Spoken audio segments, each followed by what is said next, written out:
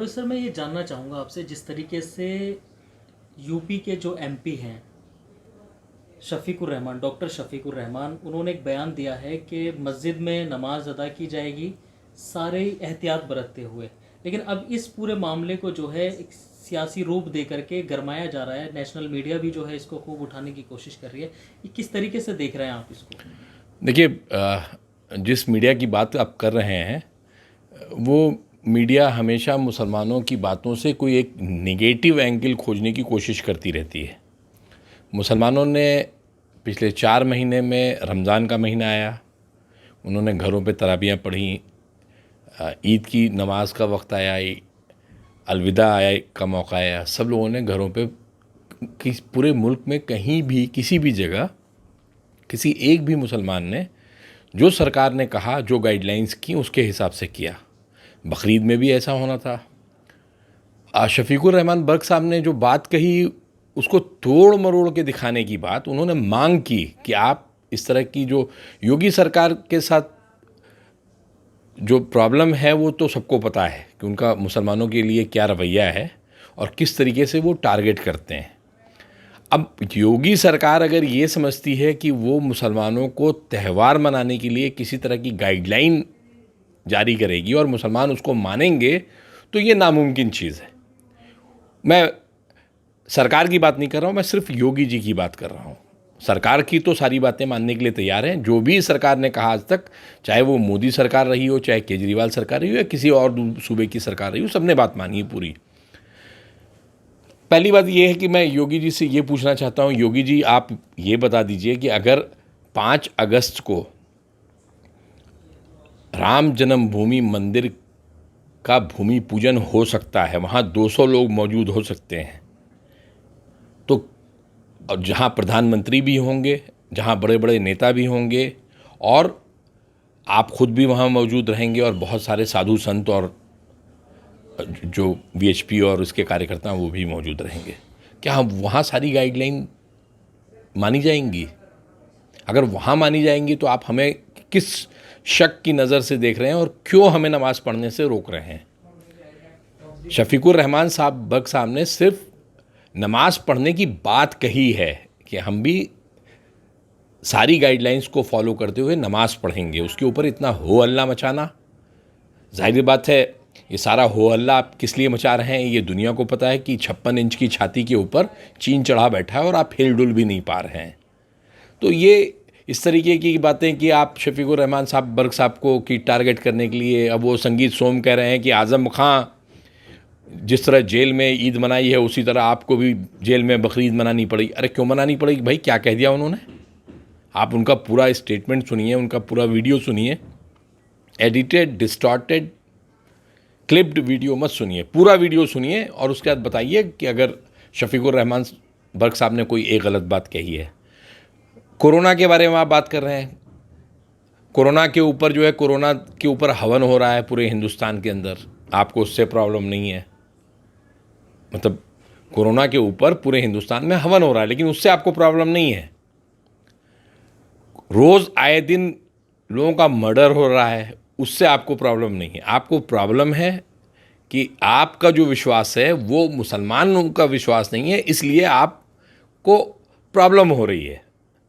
आप ये दिखाना चाहते हैं कि आप हिंदू युवा वाहिनी के ही अभी तक वो सर्वे सर्वा हैं। अभी तक आपका ट्रांसफॉर्मेशन जो है यूपी के मुख्यमंत्री तक नहीं हो पाया है।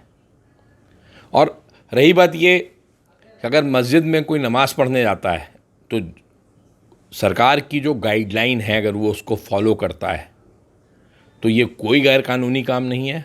मस्जिद में लोग जहाँ नमाज़ पढ़ने जाएं। और दूसरी बात, जैसे बकरीद की नमाज़ है, बकरीद की नमाज़ जो है ईदगाह में होती है और ईदगाह एक तरीके से खुला मैदान है। वहाँ पे आप मस्जिद के लोगों को मैंने देखा है, मस्जिदों में लोगों ने गोले बना रखे हैं कि 4-4 फुट और 2-2 गज़ की दूरी के ऊपर जो है लोग खड़े होकर नमाज़ पढ़ रहे हैं।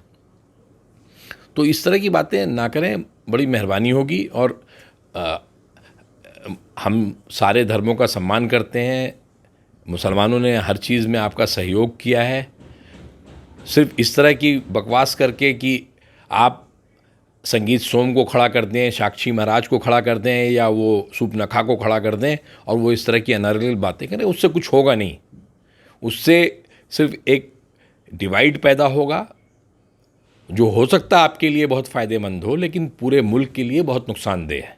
बिहार में 15 दिन का लॉकडाउन लगा दिया गया, यूपी में शनिचर इतवार का लॉकडाउन, और अब मध्य प्रदेश में जो है 25 तारीख से 10 दिन का लॉकडाउन लगाया जा रहा है। तो ईद के मौके पर ये सारा आखिर इस चीज़ क्या ज़रूरत पड़ रही है? देखिए, लॉकडाउन और कोरोना, इन्होंने जो लॉकडाउन और कोरोना का तो मजाक उड़ा दिया। पूरी दुनिया ने इनका हाल देखा कि किस तरीके से इन्होंने हिंदुस्तान में, जहां एक भी कोरोना का केस नहीं हो सकता था, वहां पे इन्होंने आज की तारीख में 12 लाख केस हो चुके हैं।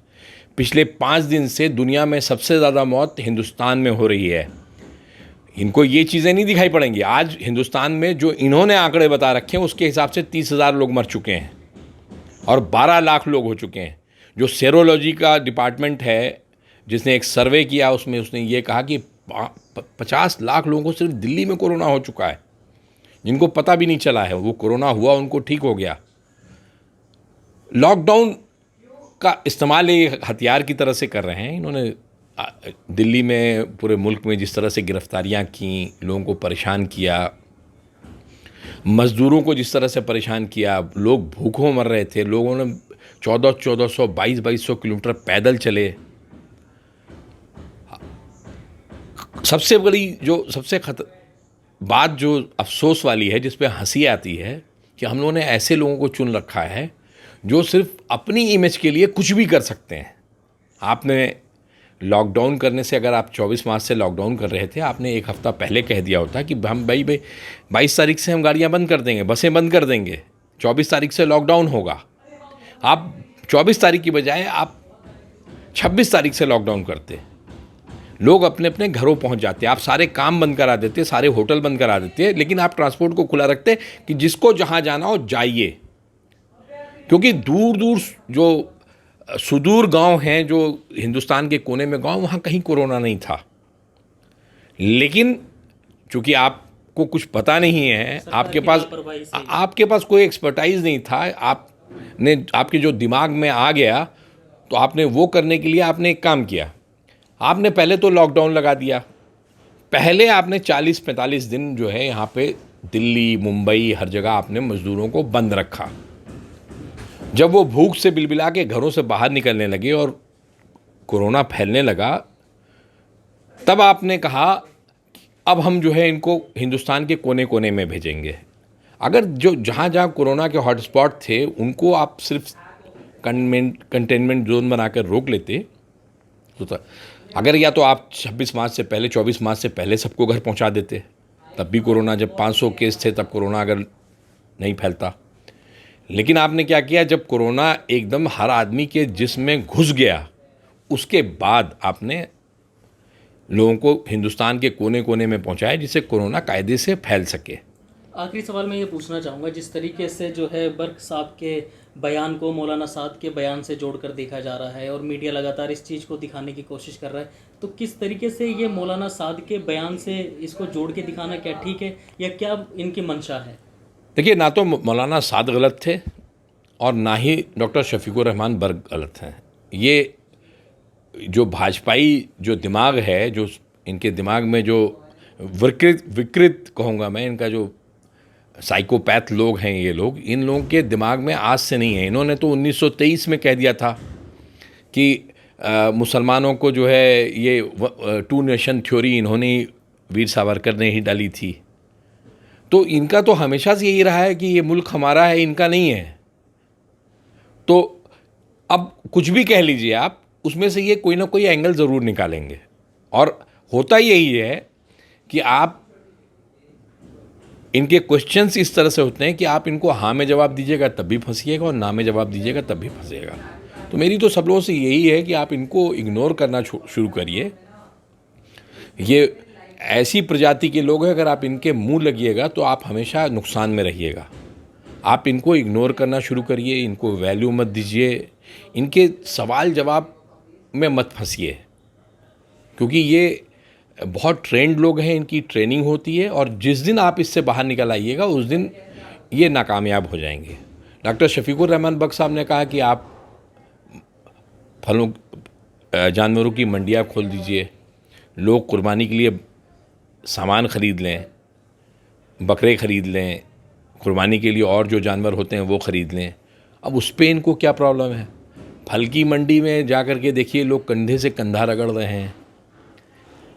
उन्होंने ये कहा कि मस्जिदों में नमाज के लिए कर दिया। उन्होंने ये कहा कि अल्लाह का अजाब है कोरोना, और अल्लाह से इज्तिमाई दुआ करनी है जब तक मुसलमान तौबा नहीं करेगा।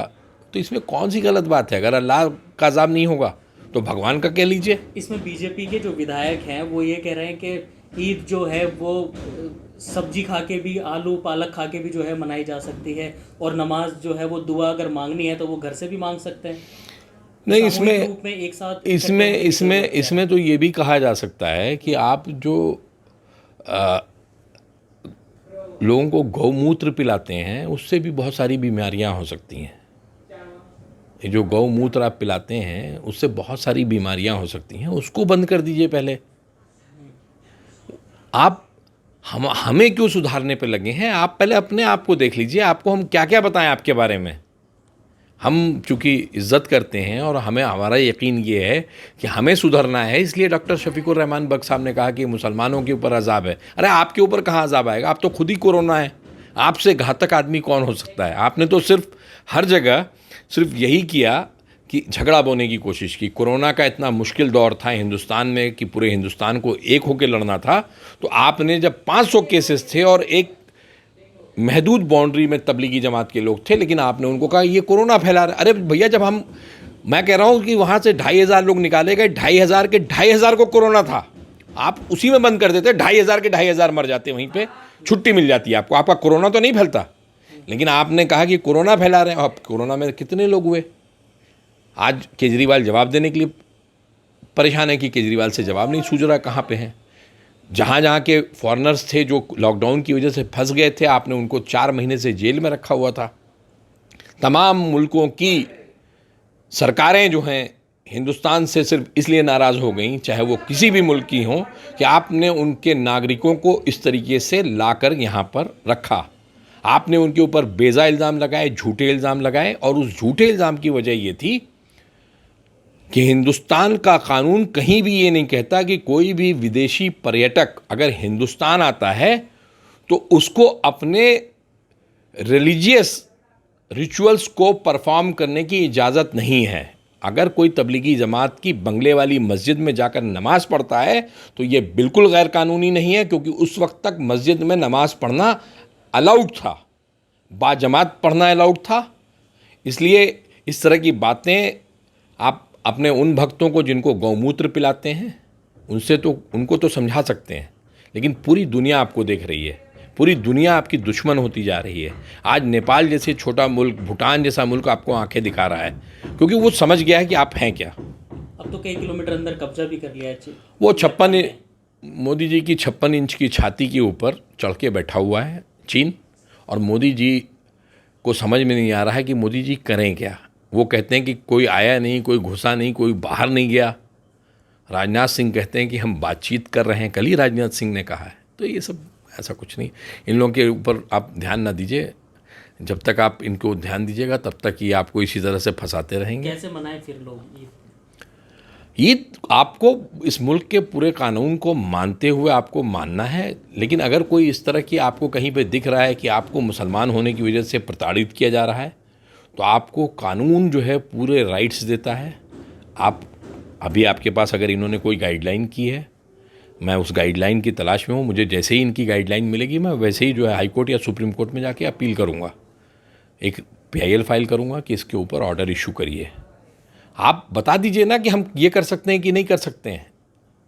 हम कुर्बानी नहीं कर सकते। हमारे ईद उल अज़हा का मेन रिचुअल जो है वो है कुर्बानी। अगर हम वो कुर्बानी नहीं कर सकते हैं तो आप बताइए हमें क्या करना है। लेकिन अगर हम नहीं कर सकते हैं तो आपको भी कम से कम इस बात का ध्यान रखना चाहिए कि जगन्नाथपुरी की ये रथ यात्रा आपको रोक देनी चाहिए थी। ऐसा नहीं है कि आपको मुसलमानों की सेहत की फ़िक्र है। हम आपकी बड़ी इज्जत करते हैं कि आप हमको जो है कोरोना से बचाने के लिए हमारे हमें रोकते हैं कि मत जाइए, आप यहाँ मत जाइए, लेकिन आपकी मंशा ठीक नहीं है। आप पूरा जगन्नाथपुरी की रथ यात्रा छोड़ दीजिए, आप त्रिवेंद्रम का जो बहुत बड़ा मंदिर है साउथ में, उसमें आपने पूजा नहीं रोकी। आपने अमरनाथ यात्रा की पूरी तैयारी कर ली वहाँ पे, अभी भी आप उसमें हैं कि अगर सब कुछ ठीक रहा, बारिश वारिश नहीं हुई, तो आप अमरनाथ की यात्रा कराएंगे। आप राम मंदिर के भूमि पूजन की 5 अगस्त को कर रहे हैं। तो ये जो सेलेक्टिव चीज़ें हैं, ये सब नहीं चलेगी।